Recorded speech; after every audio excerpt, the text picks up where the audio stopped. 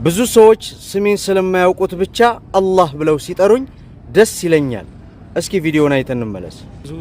የትግራይ ወጣቶች በቃን ሰለቸን እያሉ ነው። አዳምጠውን እንምጣህን ወጣት 14ኛ ሳምንት አልፎ 15ኛ ሳምንት ሊመጣ ነው። የአክሱም ሙስሊሞች የጁማዓ ሶላትን ከሰገዱ ሙስሊሞች አሰላሙ አለይኩም ወራህመቱላሂ ወበረካቱ። ውድና የተከበራችሁ አህሉ ዝክር ሚዲያ ቤተሰቦች እንደምናችሁ? ሁሉ አማን፣ ሁሉ ሰላም፣ ሁሉ ሸጋ፣ ሁሉ ፒስ። እኔ ያለሁላችሁ እናም በሌላ አዳዲስ ቪዲዮ መተናል። ለቻናሉ አዲስ የሆናችሁ ሰብስክራይብ ያደረጋችሁ እና እስከ መጨረሻ ላይክ ሼር ያደረጋችሁ ተከታተሉን። ሐሳብ አስተያየታችሁን ኮሜንት ላይ የገለጻችሁልን ተከታተሉን። አሁን ወደ ቪዲዮ 14ኛ ሳምንት አልፎ 15ኛ ሳምንት ሊመጣ ነው። የአክሱም ሙስሊሞች የጁማዓ ሶላትን ከሰገዱ ሙስሊሞች ይህ ቪዲዮ እጃችሁ ላይ ከደረሰ በደንብ አድርጋችሁ ላይክ ሼር ኮፒ ሊንክ ሪፖስት የሚደረገውን እያደረጋችሁ ኮሜንት ላይ ፍትህ ለአክሱም ሙስሊሞች ማለታችሁን ቀጥሉ።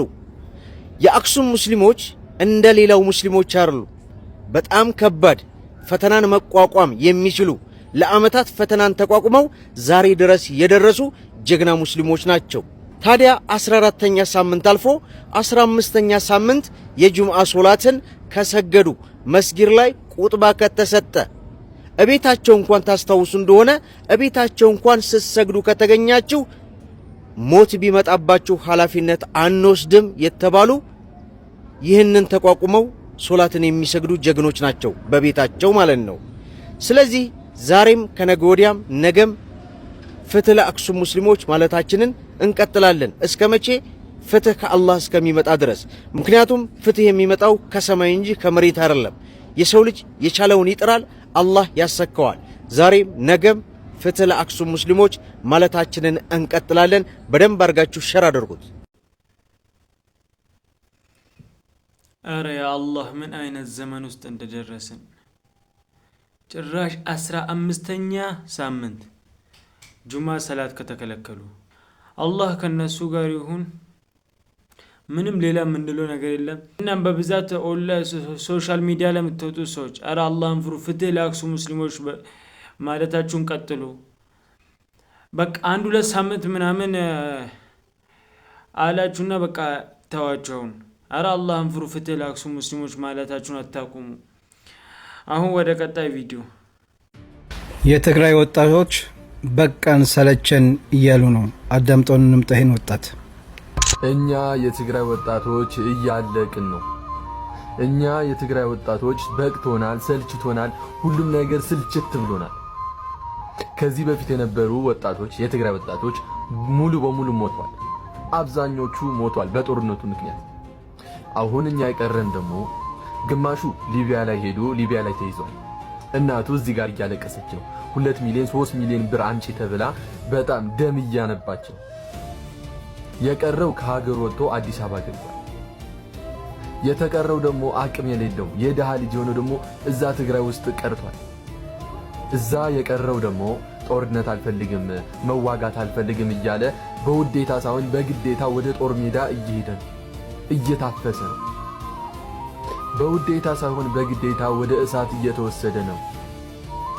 የትግራይ ወጣት እያለቀ ነው። እኔ ለእናቴና ለአባቴ አንድ ነው፣ መኖር አለብኝ።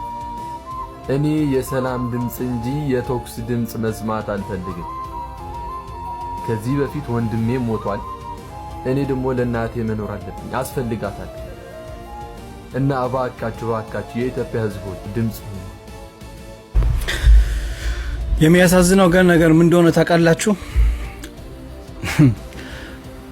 ወጣቱን እያፈኑ ወደ ጦርነት ሜዳ አለብ ብለው የሚወስዱት ባለስልጣኖች የነሱ ልጆች አሜሪካ ተቀምጠው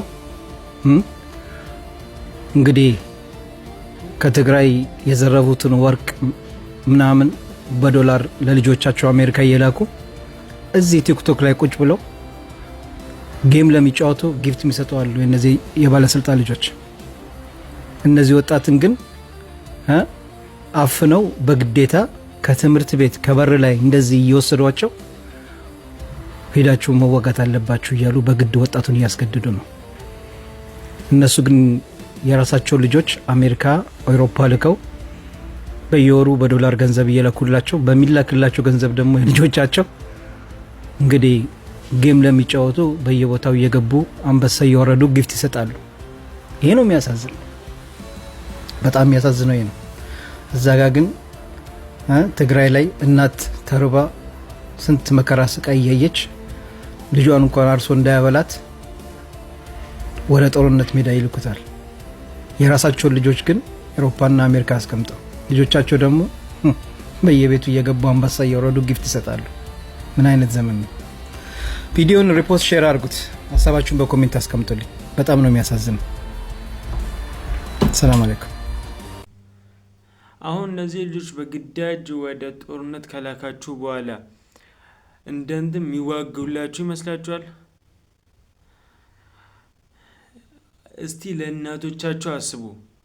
እናቶቻቸው እኮ በእነሱ ነው የሚኖሩት። እነሱ ሰርቶ በሚያመጡት ነው የሚኖሩት። አሁን ወደ ቀጣይ ቪዲዮ። ብዙ ሰዎች ስሜን ስለማያውቁት ብቻ አላህ ብለው ሲጠሩኝ ደስ ይለኛል። እስኪ ቪዲዮውን አይተን እንመለስ። ብዙ ሰው ስሜን አያውቀው አላህ ብሎ ነው መንገድ ላይ የሚጠራኝ እና እኔም እዞራለሁ በጣምና እንዴ ከዚህ በፊትም አውርቼዋለሁ። ሰዎች ስምህን ይጠፋንና ብዙ ጊዜ ቲክቶክ ላይ አላህ ብለን ነው ሰርች የምናደርገው። ከዛ እንትን የዘመናችን አቡ ጀህል። እኔ ስለዚህ ልጅ ምን በማውቀው ታሪክ አላውቀውም ሲጀመር። ነገር ግን ብዙ ጠማሞችን ብዙ አጥማሚዎችን አይቻለሁ እዚህ ቲክቶክ ላይ። የዚህ ግን በጣም ከፋ ነው። ሐስቢ አላህ ብለው ሲጠሩ ስሜን ደስ ይላል። አላህ የሚለው ስም ከአላህ ውጭ ማንም ሊጠራበት። ሙስሊሞች የቪዲዮ እጃችሁ ላይ ከደረሰ ከመቼውም ጊዜ በላይ በደንብ አድርጋችሁ ላይክ፣ ሼር፣ ኮፒ ሊንክ፣ ሪፖስት እያደረጋችሁ እንዲህ አይነት ግንዛቤ ላላቸው ሰዎች እንዲደርስ አድርጉት። ይህ ወንድማችን እንደምታውቁት ብዙ ጊዜ ቪዲዮ ሲሰራ አላህ ብሎ ነው የሚጀምረው። ታዲያ ሰዎች በዚህ ንግግሩ ስሙን እንኳን ባያውቁት አላህ የሚለውን ቃል እያስታወሱ በዛ ስም ስለጠሩት ብቻ እንጂ አላህ የሚለውን ትክክለኛ ስሜ ነው ብሎ የተቀበለ አድርጎ ማሰብ እንዲህ አይነት ጭንቅላት የሌላቸው ሰዎች የሚመለከቱትና የሚያዩት ተግባር ነው። ስለዚህ የወንድማችን ለአመታት ሲሰራ የነበረው ቪዲዮ እናውቀዋለን። የሚገራርሙ እጅግ በጣም ለሰዎች አስተማሪ የሆኑ ቪዲዮዎችን ነው የሚሰራው። አንዲት ቃል ይችን ቃል ስለተናገረ ብቻ አዙራቸው በሌላ አንግል መተርጎም ማለት ምን የሚሉት ጠባብነት ነው። ቀድሙንም ሴት ልጅ ሆነች ሶሻል ሚዲያ ላይ ስትወጪ ነው ነገሮች ሁሉ የተበላሹት። እሱ ያለው ሌላ ነው። ቅድሙንም የሆነ አይምሮሽ አያገናዝብም ወይ ደግሞ ይህ ልጅ ማታቂም። በቃ ሀምዛ ማለት እኮ ጥሩ ነገሮችን የሚያወራ ጥሩ ነገሮች በቃ አስተማሪ የሆኑትን ነገሮች ነው የሚያወራው። እስቲ መጀመሪያ ቲክቶክ ላይ የእሱ አካውንት ላይ ገብተሽ የሆነ በቃ ለዛሬ ያዝናቸው ቪዲዮ ይህን ይመስሉ ነበረ። በሌላ ቪዲዮ እስክንመለስ ወሰላሙ አለይኩም ወረሕመቱላሂ ወበረካቱ።